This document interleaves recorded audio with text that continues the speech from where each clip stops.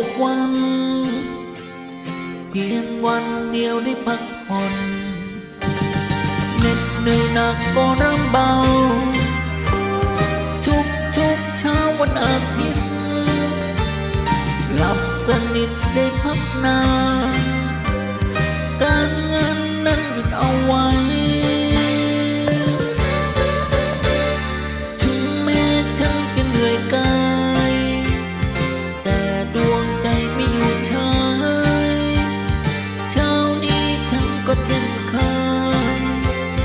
ไปตามเคยถึงบ้านเธอ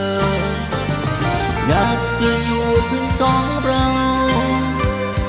ทุกเช้าวันอาทิตย์อยากจะเจอสักนิดเดียวนาทีเดียวก็พอใจ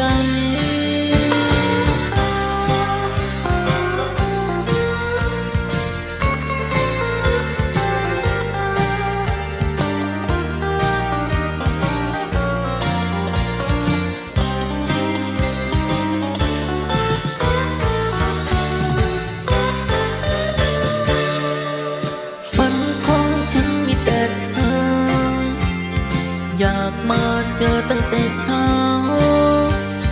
ถึงฉันพบเป็นแค่เงา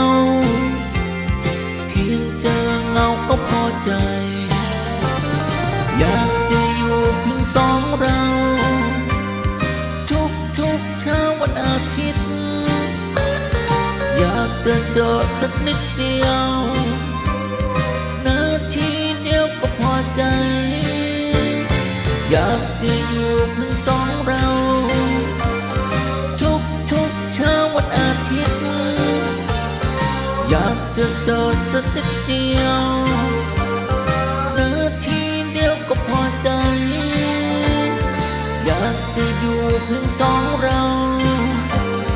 ทุกเช้าวันอาทิตย์อยากจะเจอสักนิดเดียวนาทีเดียวก็พอใจอยากจะอยู่เพียงสองเราทุกเช้าวันอาทิตย์